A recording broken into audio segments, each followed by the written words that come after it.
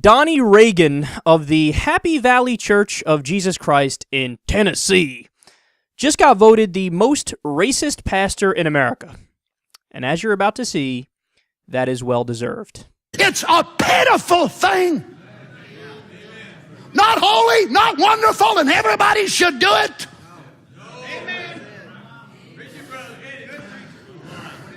Friends, it's worldly.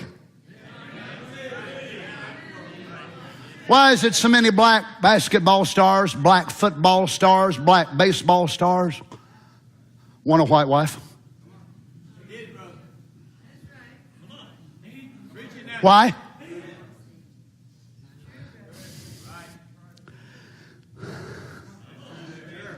Lord have mercy.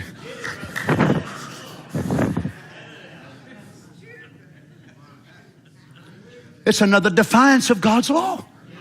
It is a worldly way. And then it creeps over into the message.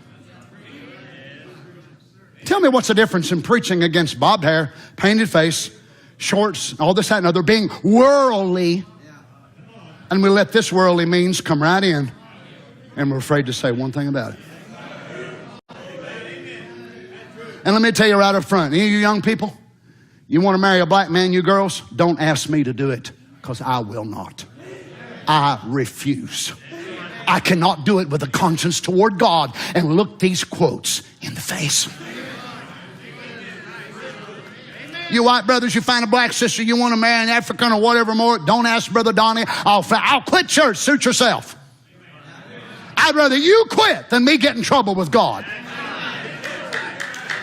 Well, glory. There's like a fucking caricature out of a bad comedy movie, right? It's like an SNL skit. Like, everybody, preach it, brother. All right now. Well, glory. What's wrong with you people? I was just waiting. I swear to God, they were this close. Somebody in the audience. White power!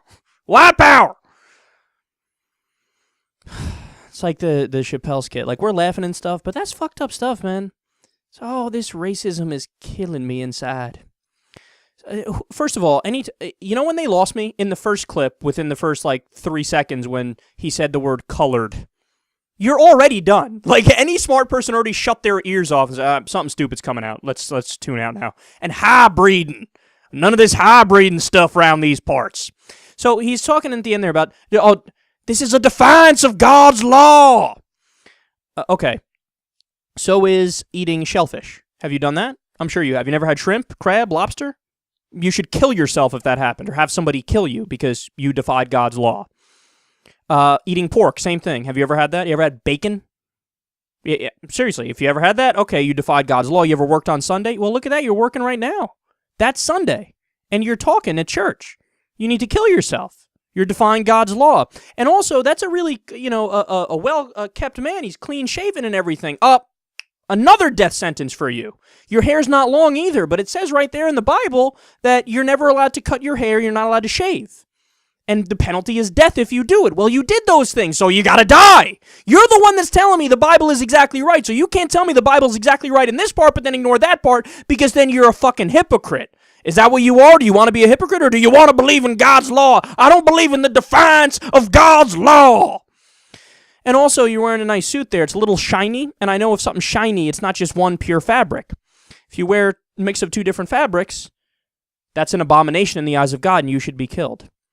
How about your wife? Are you married?